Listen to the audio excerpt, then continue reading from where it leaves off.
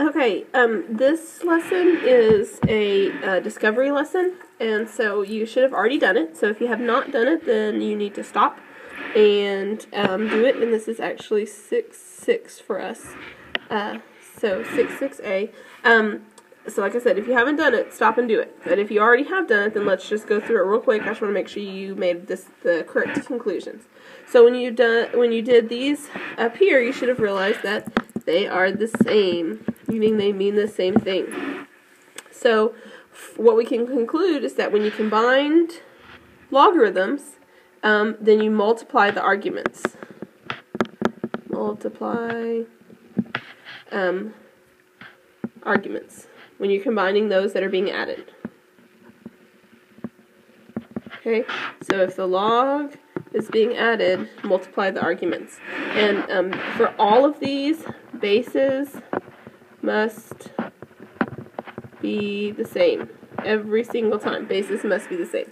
Okay, so, by the way, what is the base of all of these? Yep, 10. They're all base 10 because if there's not a number, you assume the base is 10. We learned that in our common logarithm lesson, which was 6-4. Okay, so the first, there's three properties that you should have discovered. And the first one is called the product property, and I will refer to them by name in class, so make sure you know their names. And the product property says that log base b of m plus log base b of n equals log base b of m times n. So you can just multiply those two numbers together, and that is one of the properties. So an example of this might be log base 4 of 15 plus log base 5 of x, 4 of x. So together that would be log base 4 of 15x, because I multiplied them together. So it's just a way of taking two logarithms and combining them into one logarithm. You multiply the two arguments if they're being added.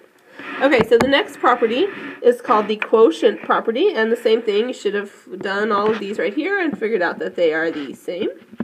And in this case, if the logs are being subtracted, then you divide the arguments.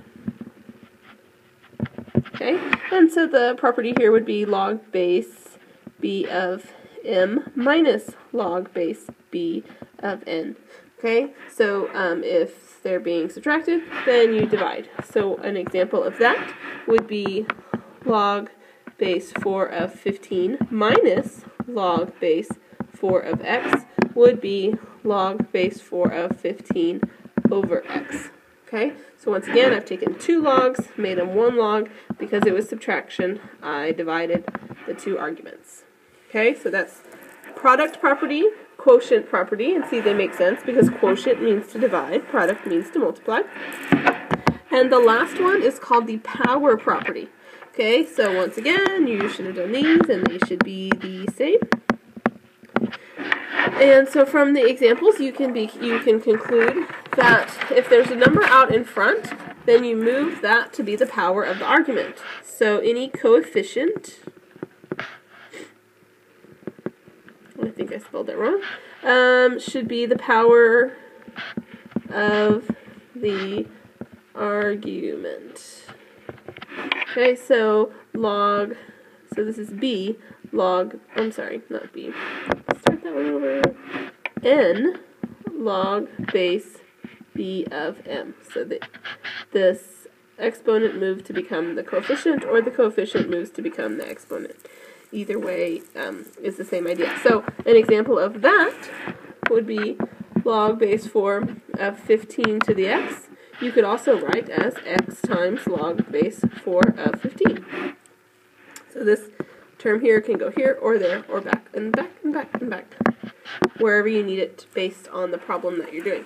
However, I do want to make one little mention. If you have something like 2 log of 5x and you change it to log of 5x squared, remember the squared would go to both terms, not just one, so it would be log of 25x squared.